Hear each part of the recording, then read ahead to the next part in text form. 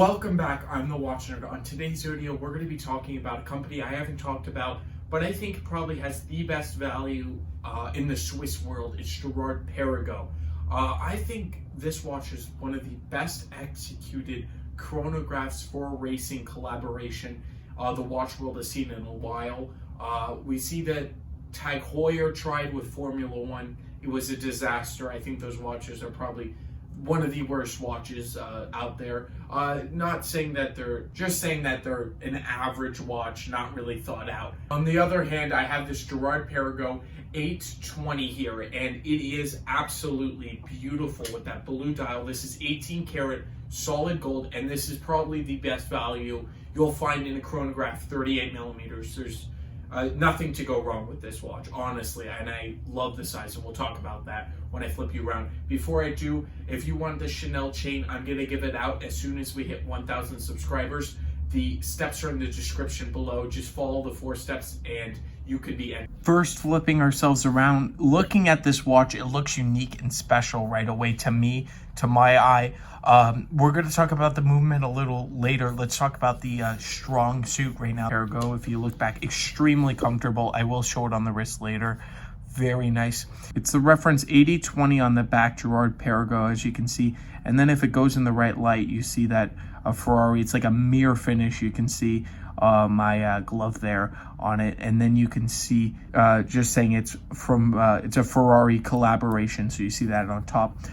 Now, racing and watches has not always gotten along. Of course, there's the good, and then there's some of them that are pretty much disasters, but this is one of the Panerized one of them that doesn't go so well, but this is a rare exception here. It actually works out really well. It's not just a copy of another watch. It's a unique and original design to me. This doesn't really represent what this dial is all about. I will pop in right now some outside shots with this watch, because it is beautiful on the outside too. It's a dark, rich blue sunburst. When you move it around, you could see. And then it's the chronograph is very sharp. You could start it there, and it's just very clean. A 38 millimeter case makes it feel very nice on the wrist. If I put it on a quick wristwatch check here, I'm wearing a plated Cartier tank, and this one is the they put out a more affordable line in the 90s, and they plated them. It's actually plated sterling silver, so it's pretty cool piece too. I'll get to that in another video.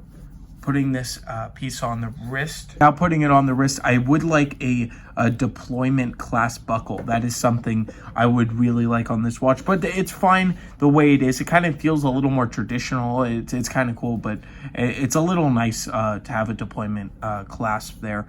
But look at that watch. It's special, unique. You don't see it a lot. I'm very much not a fan of date windows at 4 o'clock. I just, actually this one is at 4:30. And I you know what? I love the chronograph on its own. The extra complication of the date, it's nice and it's functional, but it's slanted on that type of thing. I don't know. It's not to everybody's taste. But that could be one of the downsides. The other is it's not in-house, but can you blame somebody around this price? You can get this for, depending on which dealer, between, 5 on the very low end to 8, and the quality, and there's a whole thing. So I don't like giving exact prices. Maybe these shoot up, who knows? So don't take my price as certain. Make sure you check the date. If it's 5 years in the future, these could have gone up, they could have gone down. There's million ways, but that's what they're treading towards right now, 5 to 8, and you're getting an unreal watch at this price. But it is from all accounts, I've seen the ETA 289282, which is an ETA base, and then they added a chronograph complication on top of it. That's basically, it's fine. It's actually very smooth, the chronograph. It's nice. They've done it very nicely and tastefully. I do like that Ferrari symbol at the 12 o'clock there. It makes it nice. It makes it feel like racing. It doesn't make it cheap at all. To me, this watch doesn't feel like a cheap watch. And it doesn't feel tacky at all. And at the same time, it doesn't feel blingy. this solid 18 karat gold case and a hardware to match right there. So it's 18 karat solid gold, and the value in this range is unreal.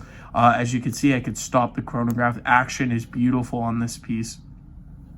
Looking at it here, I will show you it's Girard Perregaux right there at the hour indicator going up to 12 hours. We have the regular seconds here on the right, and then the left is the chronograph minutes.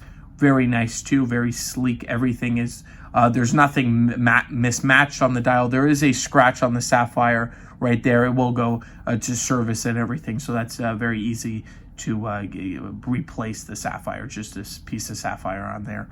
And it's really gorgeous. The date window, it could be an issue later on. I feel like that's probably because they don't put a frame around it, but I think it would even look uglier with a frame.